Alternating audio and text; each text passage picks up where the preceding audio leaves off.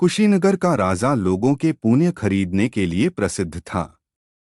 धर्मराज ने उसकी धर्मपरायणता और सत्यनिष्ठा से प्रभावित होकर उसे एक पुण्य का तराजू दिया था, जिसके एक पलड़े को छूकर जो कोई भी अपने पुण्य कर्मों का स्मरण करता, दूसरे पलड़े में दैवी शक्ति से उस पुण्य कर्म के बराबर स्वर्ण मुद्राएं प्रकट हो जाती थी। एक दिन पड़ोसी राज्य विजयनगर पर शत्रुओं ने आक्रमण कर दिया। दिन भर विजयनगर की सेना लड़ती रही, लेकिन पर्याप्त तैयारी नहीं होने से शत्रु राज्य की सीमा में घुस आए। शत्रुओं ने राज्य में मारकाट मचाना शुरू कर दिया। स्थिति यह बनी कि राजा को रातों रात रानी को लेकर जंगल में भागना पड़ा। रात भर भागते भागते वह कुशीनगर जा पहुंचे। सुबह होते ही रानी को भूख लगने लगी, लेकिन जल्दबाजी में भागने के कारण वह कुछ भी खाने की सामग्री साथ लेकर न आ सके। अतः उन्होंने कोई काम ढूंढकर उससे खाने का इंतजाम करने की सोची। राजा जंगल गया और लकड़ियां काटकर शहर बेच आया। उससे वह कुछ चावल खरीद लाया।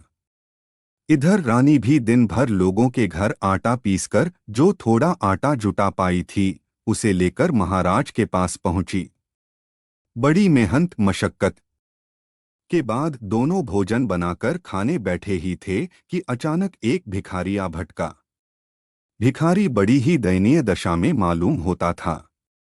वह कह रहा था, माई, 2 दिन से भूखा हूँ, कुछ खाने को दे दो। भिखारी की दशा देखकर राजा रानी को दया आ गई। उन्होंने अपने हिस्से की रोटियां भिखारी को दे दी और भूखे पेट ही काम पर निकल गए। जाते जाते रास्ते में उन्हें 2 व्यक्ति आते दिखाई दिए, जो अभी अभी कुशीनगर के राजा के पास से आ रहे थे।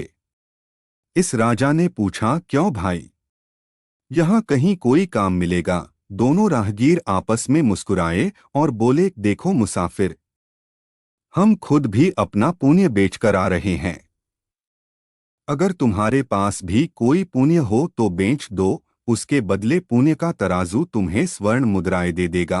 पुण्य बेचने की बात राजा को अजीब लगी, लेकिन रानी कहने लगी, महाराज, आपने कितना सारा पुण्य किया है।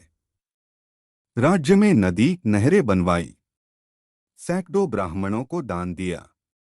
अगर आप अपना सारा पुण्य बेच दो तो हम एक और नया राज्य बना सकते हैं। रानी की बात राजा को जंच गई। दोनों राजा रानी कुशीनगर के राजा के पास पहुंचे और अपनी पूरी व्यथा कह सुनाई।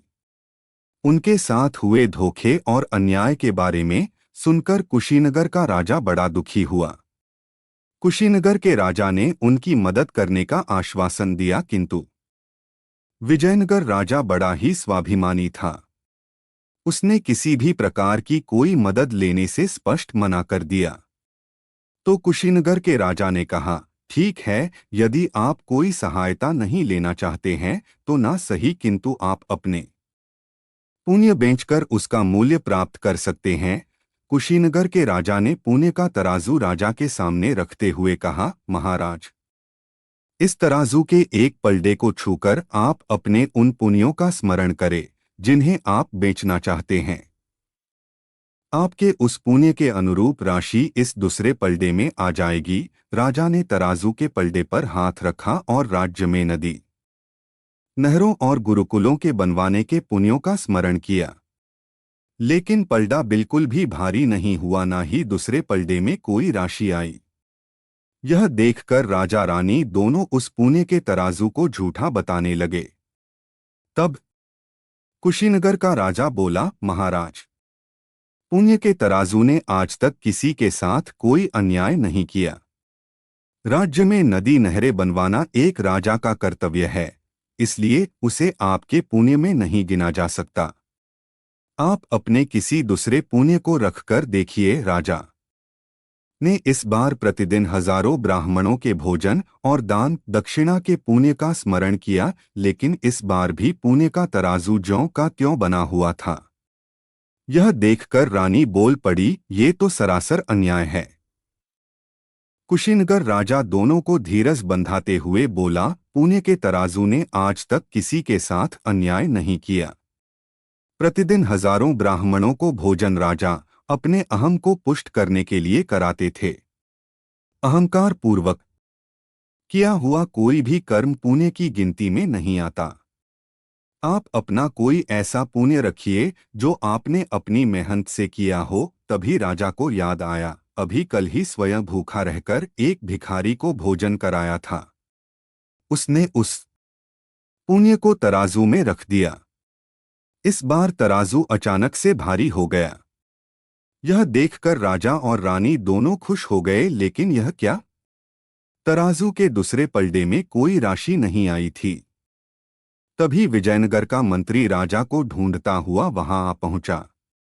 उसने बताया कि उनकी सेना ने शत्रुओं को मारकर भगा दिया और राज्य अब पूर्णतः सुरक्षित है और सभी आपकी प्रतीक्षा कर रहे हैं। यही राजा के उस पुण्य का फल था जो पुण्य के तराजू ने उसे भिखारी को भोजन कराने के बदले दिया था।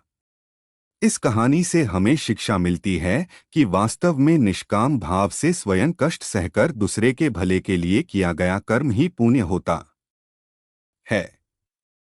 कर्तव्य कर्म पुण्य की श्रेणी में नहीं आता, लेकिन कर्तव्य कर्म का पालन नहीं करना पाप है। अहंकार पूर्वक किया गया दान या पुण्य कर्म भी कर्ता को इच्छित फल नहीं देता। अतः विद्वान मनुष्य को चाहिए कि विवेक पूर्वक पुण्य कर्मों का संचय करें। दोस्तों, वीडियो अच्छा लगे तो लाइक करें, शेयर करें और साथ ही हमारे चैनल को सब्सक्राइब करें।